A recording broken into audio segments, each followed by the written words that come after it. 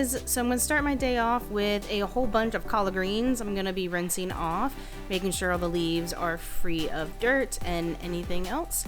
And coming out of Christmas time, the holidays, really just cooking up some nice warm savory meals has been my go-to. So this is one of my favorite breakfast dishes. So also dusting off a few mushrooms. They are organic, so I'm not too particular about getting every little speck of dirt off of them because I know they're free of pesticides. So in my eyes, it's totally fine. And then I'll just be slicing up the mushrooms in 2 slices, or what I call bite-sized pieces.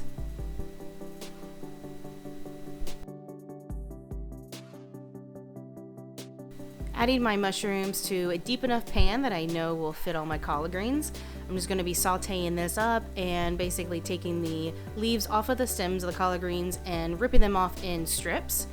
Fun fact too, I recommend saving any kind of vegetable scraps, because what I have been doing lately is taking all the vegetable scraps and putting them in like a big baggie or a big Tupperware and just placing it in my freezer until I have it completely full of vegetable scraps.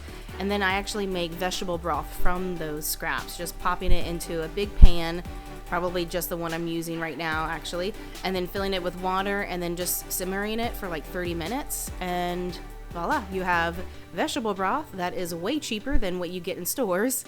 And I'll be using some of that today actually as well.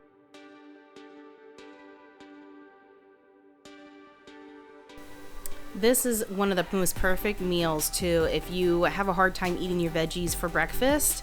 I know a lot of YouTubers like Chef AJ preaches basically eating your vegetables first thing in the morning. Eating savory definitely helps if you have a sweet tooth or cravings for sweets.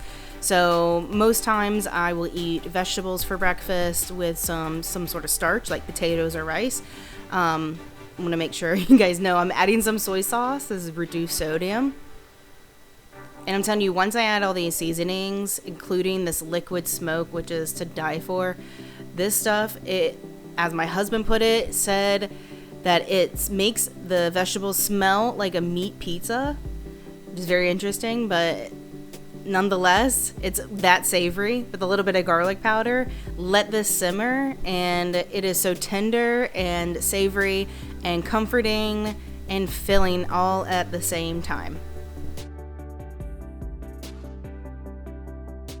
And while the veggies are cooking, I'm just going to be sauteing up some shredded potatoes or hash browns, however you want to put that. I get this bag from Trader Joe's and just basically putting handfuls of the shredded potatoes in my pan, kind of eyeballing how much I think I will probably eat.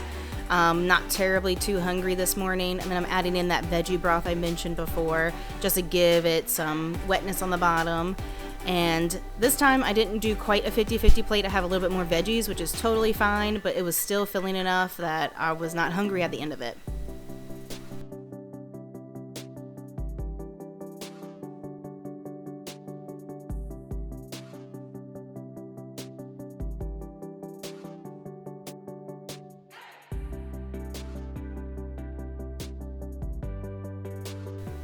Starting off this vegetable soup, I'm going to be just chopping up a yellow onion into smaller little chunks and adding them to my 5-quart Instant Pot. Now you can cook this kind of soup on the stove if you want to. I would just recommend probably simmering it for about 30 minutes or so, just until all the veggies are nice and tender and all the flavors have commingled with all the vegetables. And otherwise, Instant Pot to me is the way to go. It just makes everything so much faster, and I love how like soups and stews turn out in the Instant Pot. So if you don't have one, I recommend getting one because they're just fantastic. I'm also dicing up a green bell pepper, taking out the seeds and just chopping them also into small pieces.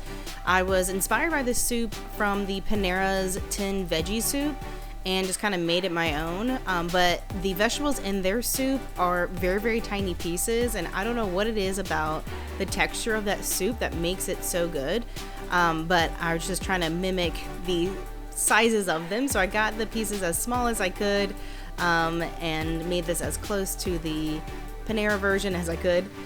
So I'm going in with the mushrooms again, chopping them into smaller pieces to try to mimic the small chunks of veggies in that soup I just mentioned, and adding this also to the Instant Pot.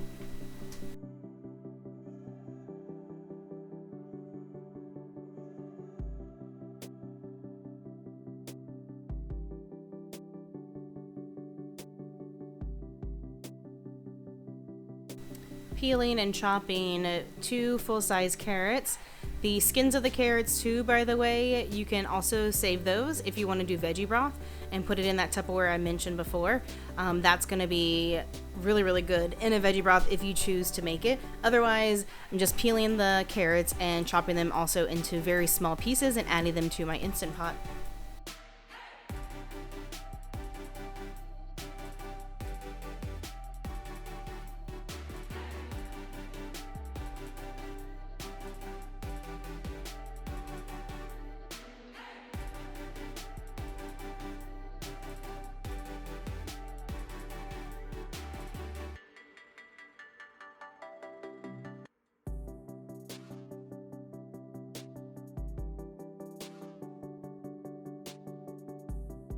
And here I'm just following the same process with peeling potatoes, russet potatoes, and chopping them into really small pieces. This is going to be basically the longest cooking ingredient in this soup, so the tinier the pieces, the quicker it's going to cook. And I'm using 2 small russet potatoes and then 1 large russet potato that I had on hand.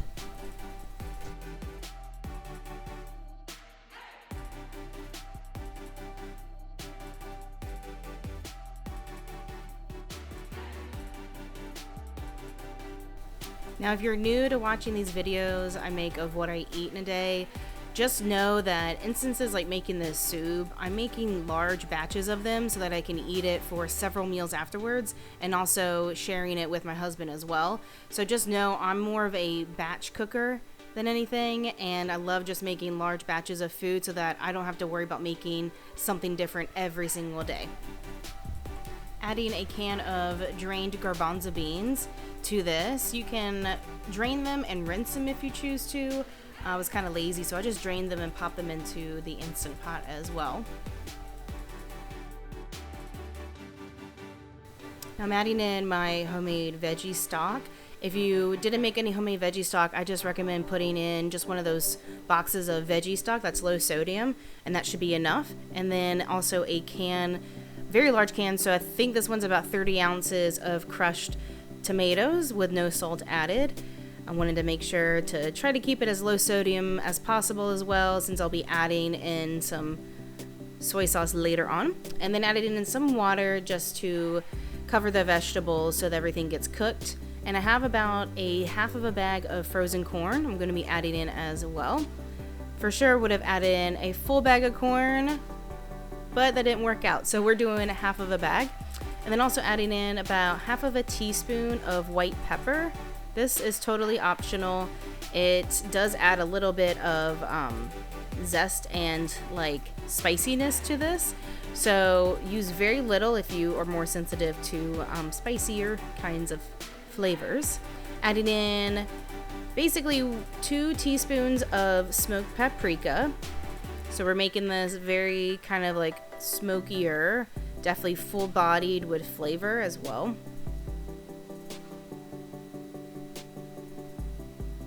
And just a little bit extra kick, half of a teaspoon of cayenne pepper. Again, this part is totally optional. If you have a sensitivity to spicy food, definitely you can skip this.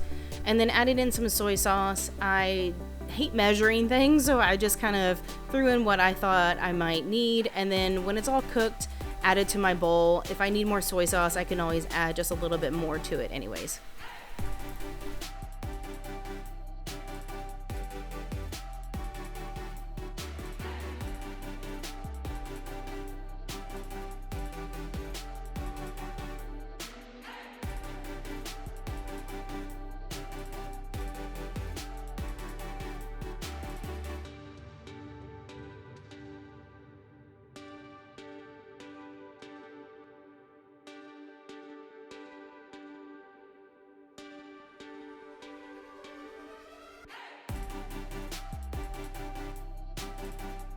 And this is one of my favorite meals that is the laziest but easiest meal that I could make.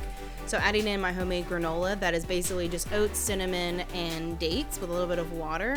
Really simple. I have some other granola videos I'll post below that gives you the recipes for them. And the key to this is adding in frozen cherries and a whole banana sliced up.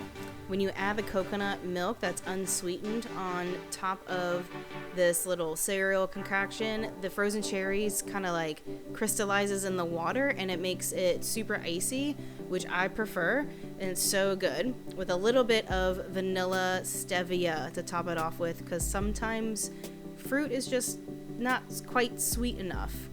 But this just adds a little bit of extra sweetness to it, and it really just helps complete it. So I did roughly, like 7 drops, if that, maybe less than that. And this is perfectly filling. You have your starch, you have your fruit, and really, really easy, simple meal.